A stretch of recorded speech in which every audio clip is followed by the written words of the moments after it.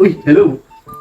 Ito, gagawa tayo ng ginisang French bean with other stuff like carrots, potato, and bell pepper. Ground pork. Ito, ano to?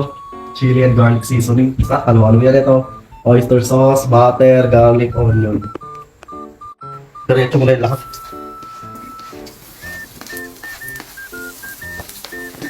Okay. Yan, dahil translucent na yung ating sibuyas, lalagyan na natin ang ground pork. Medyo lang taga po eh. Kasi kailangan is here.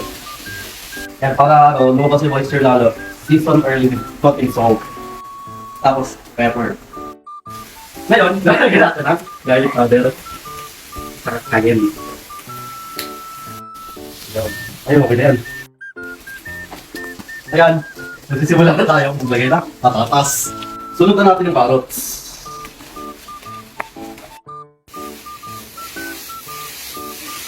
Ilagay yung bell pepper, then haluin, tapos isunod konti-konti yung green beans.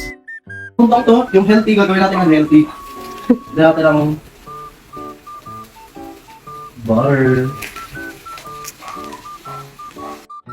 Sauteed French beans is ready!